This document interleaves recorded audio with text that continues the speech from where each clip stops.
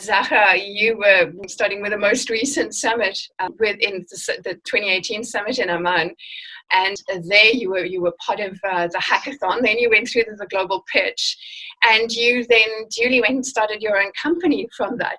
Yeah, actually, there was like a sustainable event management guide, which was like supposed to be piloted at that phase. And the Global Summit, I would like to thank Melanie St. James, because she was a very potential lady to apply this concept at the summit. Yeah. And the author of this guide talked with me and showed me some implementation tools of this guide. And he told me that we are piloting this, and I told him, cool, that I'm already registering in this summit, and I already took a place in the hackathon. And I told him I want to take a place in the summit, but at the same time, I want to volunteer as one who will pilot this guide. We created a team. For the first time, I met them at the summit. I didn't know them before.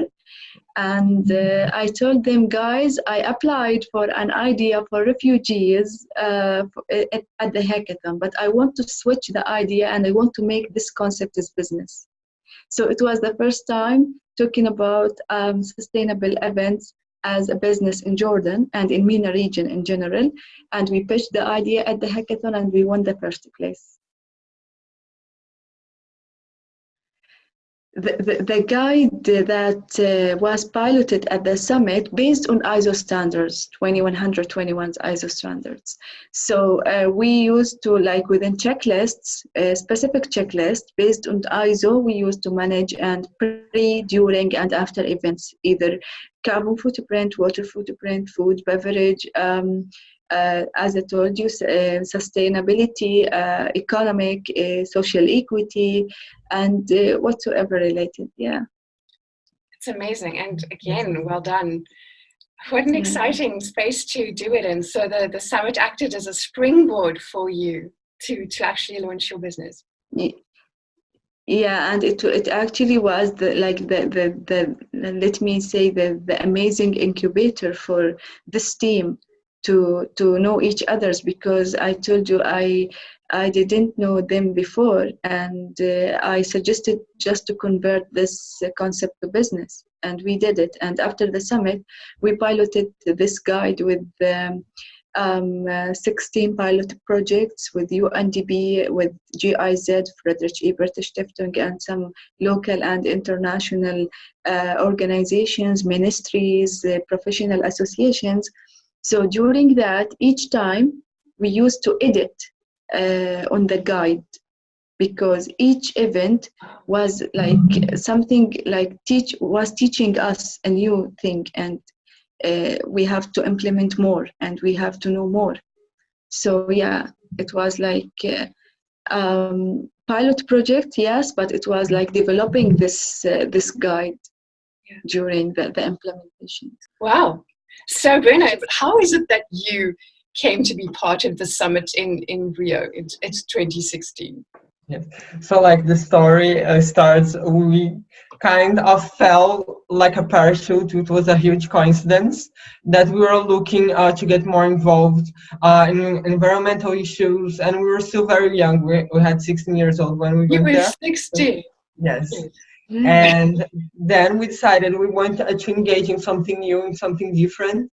And we saw the Global Summit applications open, and we said, oh, okay, let's try and volunteer to be like a volunteer during the day, like, staff. But then we got to know Melanie, and she inspired us to take the lead on the climate economics part of the event. And it was amazing. We met so many inspiring people. And in 2016, as we saw in Brazil, we didn't have much of a conversation going on about environmental issues, not on the mainstream still. And those people that we met there, they already had plans, they already had businesses that were focused on that. So it really inspired us to get to know more, and maybe in the future start something of our own, Yeah, no, I mean, you guys have been doing some interesting things since, but I'm sure from the perspective of the people who are attending, because I've been to a lot of different events, and it's not often that they're youth in the room, let alone that they're running a program on the climate aspect of things. So I think the people there were very lucky to have the two of you facilitating that space. And I mean, you ran, as far as I understand, you ran the whole program. Which is quite profound. and again, wonderfully inspiring me, especially since, we're going to be talking a little bit more about where you've headed since. I mean, sometimes you have those things as, where are they now? Like if they were there then, where are they now? That's pretty impressive. So look forward to kind of getting into that. I've noticed you and Kai, you've kind of gone in some different directions. You decided to go the psychology route, and he's gone into the investing space. From the psychology perspective, how did that come about? How and where did you go, I want to do this? It's going to be psychology.